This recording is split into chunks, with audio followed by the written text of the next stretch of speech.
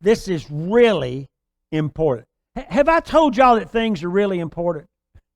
Because what I have found is there's a lot of stuff in here that's really important. 2 Corinthians chapter 10, and let's look at verse 3. For though we walk in the flesh, this sounds like this could be right out of Romans chapter 8. Well, it's the same author. For though we walk in the flesh, we do not war according to the flesh. In other words, though you're on the earth, walking in your flesh, your battle is not with flesh. For the weapons of our warfare are not carnal or fleshly or meathead, remember? But mighty to God for the pulling down of strongholds. What are those strongholds, Paul? And Paul says, I'm glad you asked. I'm about to tell you in the next verse.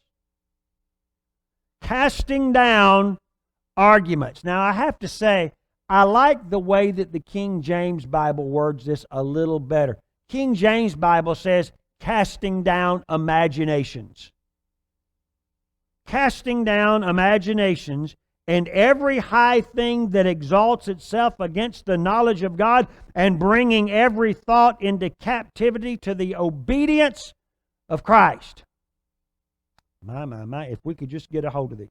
Recognizing, first of all, in verse 3, that your battle is not with flesh and blood. So don't battle things according to the flesh. Verse 4, your weapons are not carnal, but they are mighty. Your weapons are not carnal.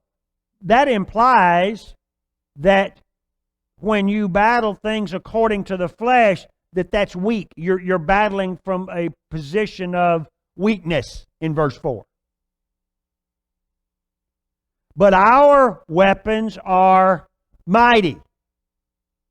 Our weapons are mighty for the pulling down of strongholds. Now, what is he talking about? He's talking about the way that you think. He's talking about that these imaginations, that things that are influenced by your flesh cause you to think a certain way. And if you do that for an extended period of time, that way of thinking becomes a stronghold.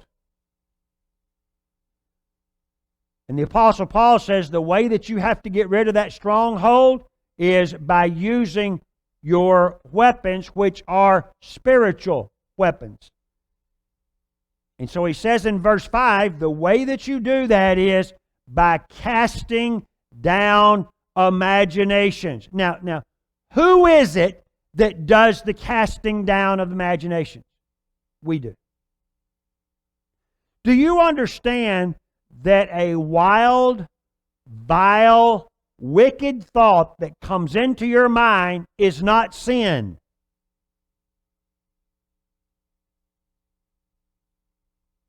I call them renegade thoughts. You're just minding your own business, and all of a sudden a thought comes into your mind and you go, my goodness, I can't believe I'd think that. It wasn't you. The devil went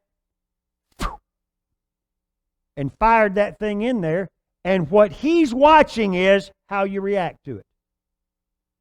Are you going to cast it down, or are you going to entertain it? If you entertain it, you will eventually get to where you act on it. And if you continue to act on it, it will become a stronghold where flesh is concerned. Do you understand that addictions that happen to people are not addictions with their flesh? Now, it may manifest itself that way, but the addiction, first of all, starts in the mind and progresses. So it tells us when this happens to bring into captivity every thought to the obedience of Christ. By the way, how do you bring a thought into captivity? The way that you bring a thought into captivity is by opening your mouth and saying something.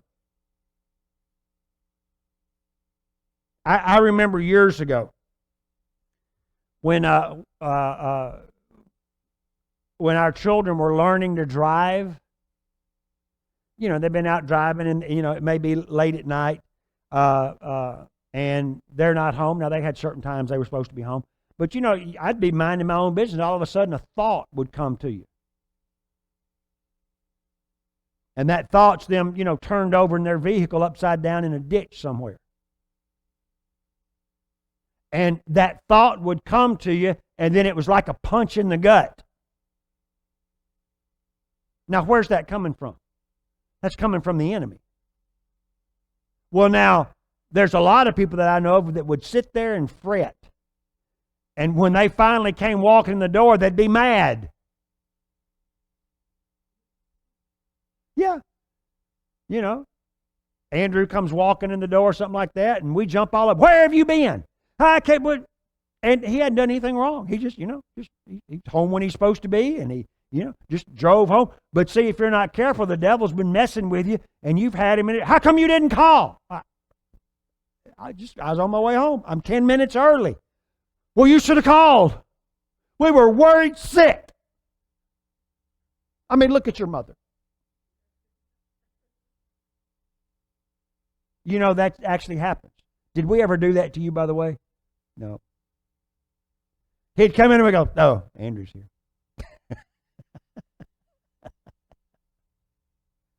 But that's what happens, is the devil will send those thoughts to your mind of things like that, and then you'll start getting worried about it. And all of a sudden, oh God, what? All you do when that comes to, speak to, Father, I thank you that I have a covenant with you, and that covenant is for protection. That you've given your angels charge over us to bear us up in all of our ways. That applies to my children also. They are healed. They are protected. Ministering spirits, I send you forth right now to protect them if they're in danger in the mighty name of the Lord Jesus. That's the way you handle that.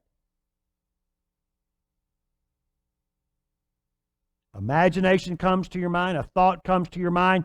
Open your mouth and say something and take authority over it. That's how you bring it into captivity. That's how you bring into captivity every thought to the obedience of Christ.